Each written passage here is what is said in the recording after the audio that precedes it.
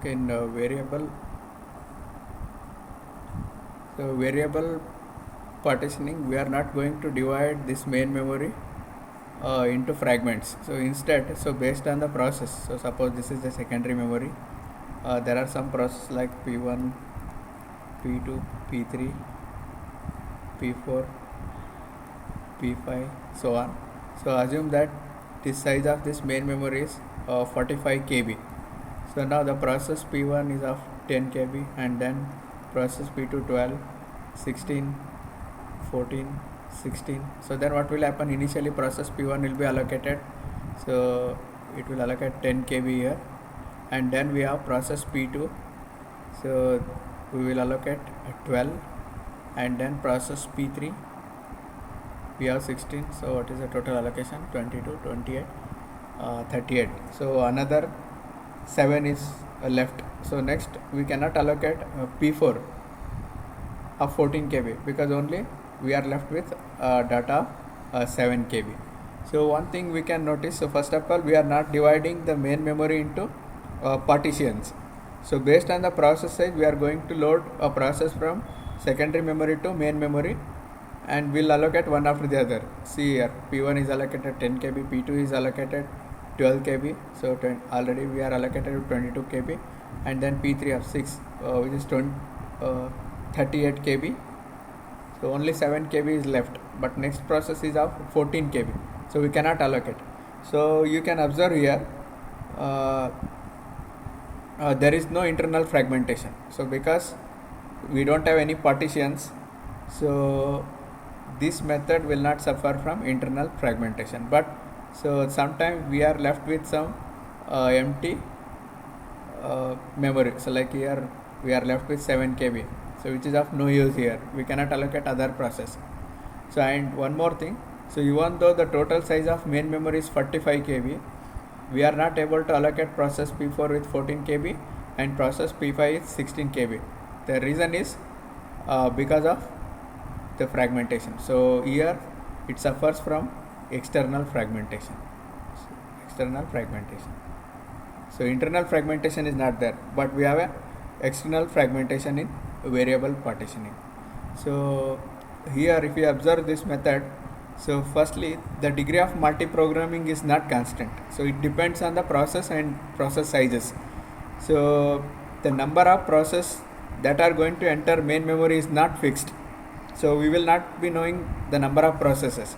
So here in this example we are able to load only 3 processes. So even though total main memory is 45 KB, so we are not able to load process P4 with 14 KB and process P5 with 16 KB.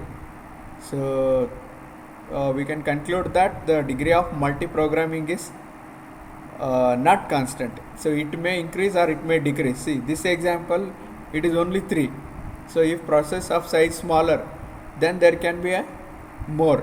Suppose, so same example, if you have a process P1, P2, P3, P4 and P5 with the less memory like 4 KB, 2 KB, 2 KB and 3 KB. So in this case all processes from P1 to P4 can be loaded into main memory. So based on the process size, the number of processes that are going to enter main memory will increase. So here in a variable partitioning, the degree of multiprogramming is not constant. It may increase or it may decrease. And then there is one more concept called defragmentation. So defragmentation, so it is also called as compaction. So in other words, we will call defragment as a compaction.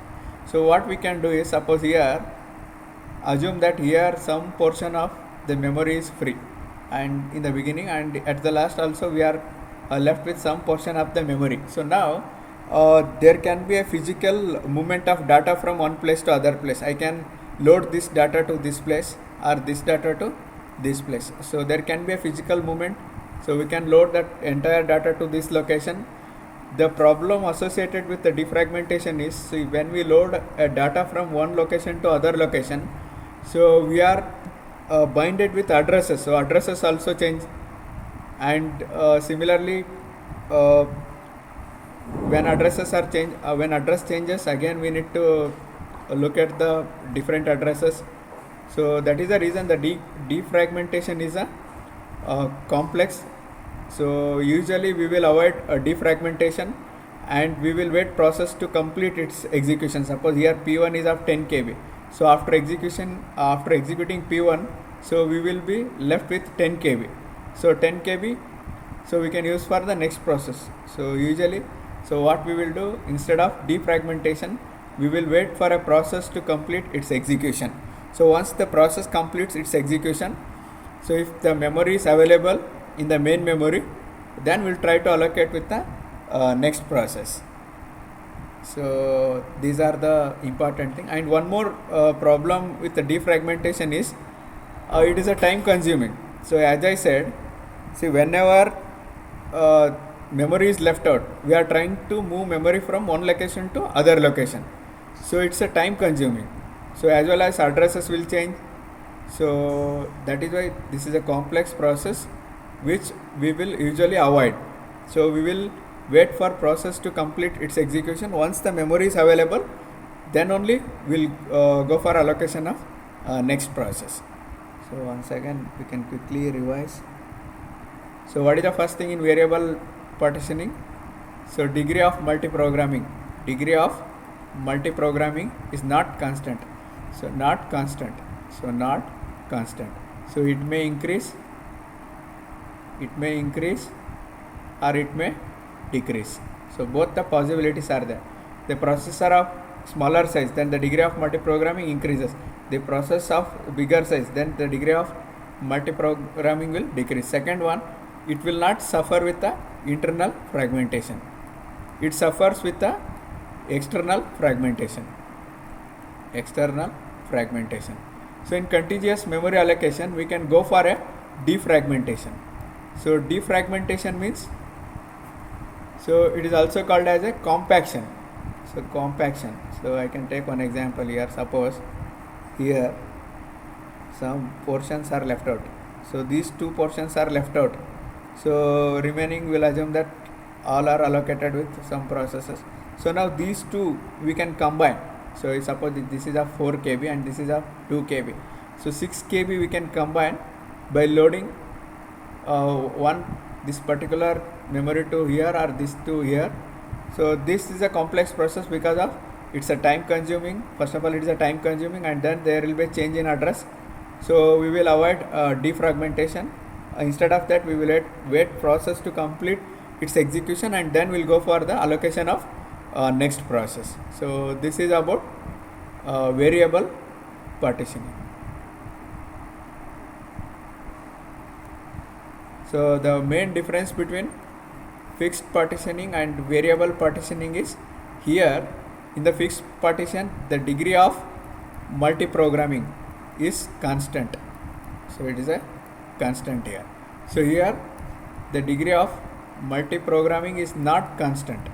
It is not constant. It may increase or it may decrease.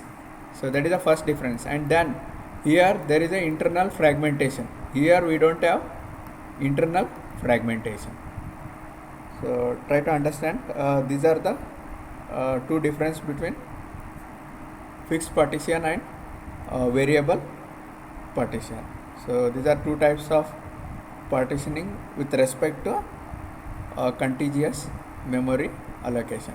So we have fixed partition and then variable partition.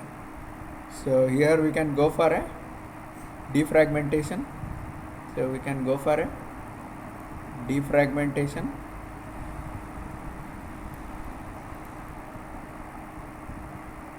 So here suppose this data is left out. Here we can combine these two. So that is why this is also called as a compaction. Compaction. So because of time consuming and change in address, these are the overheads. So because of this, usually we will not go for defragmentation. So this you can see in your own Windows also. Go to start menu and then try to find fragmentation in Windows accessories.